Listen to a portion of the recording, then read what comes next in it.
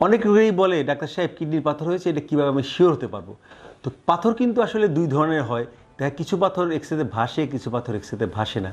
তো প্রথম পরীক্ষা আমরা অবশ্যই একটা এক্সরে করে দেখতে পারি যে তার কোনো রেডিওপেক শ্যাডো বা ওইখানে কোনো পাথরের মতো শ্যাডো আছে কিনা। আমরা কিছু শ্যাডো খুঁজি কিডনির জায়গায়, মূত্রনালীর স্থানে, মূত্রথলির স্থানে কিছু শ্যাডো খুঁজি।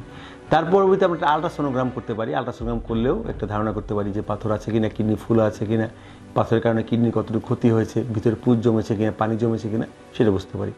আর বর্তমান যুগে সাথে সাথে অবশ্যই আমরা কিডনির ফাংশনটা দেখব, সেজন্য সিরাম ক্রিয়েটিন করব, সিরাম ব্লাড ইউরিয়া করব, এবং পোস্টাপ ইনফেকশন হচ্ছে কিনা পাথরের জন্য সেজন্য আমরা ইউরিন রুটিন এক্সামিনেশন করব। কিন্তু সবচেয়ে ভালো পরীক্ষা এখন বলা হয় যে নন কন্ট্রাস্ট সিটি স্ক্যান অফ কেউ রিজন। নন কন্ট্রাস্ট সিটি বা এনসিসিটি এখন পাথর ডায়াগনোসিসের সবচেয়ে সেন্সিটিভ, সবচেয়ে স্পেসিফিক পরীক্ষা।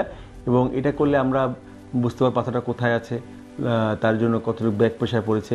এবং যেটা বললাম রেডিও লুসেন্ট স্টোন, অর্থাৎ যেটা ক্যালসিয়ামের ঘনত্ব কম, সেই পাথরগুলো কিন্তু আমরা এক্সরে দেখতে পারি না। সেই পাথরগুলো আমরা নন কন্ট্রাস্ট সিটি স্ক্যান করতে পারি। তারপরে কিডনি অ্যানাটমি দেখার জন্য এবং পাথরের কারণে কতটুকু ব্লক হয়েছে দেখার জন্য সে আমরা ইন্টারভেনাস ইউরোগ্রামও করতে হয়। এবং সর্বোপরি চিকিৎসার ডিসিশন নেওয়ার ক্ষেত্রে তখন অনেক সময় আমাদের কন্ট্রাস্ট সিটিও প্রয়োজন হয়।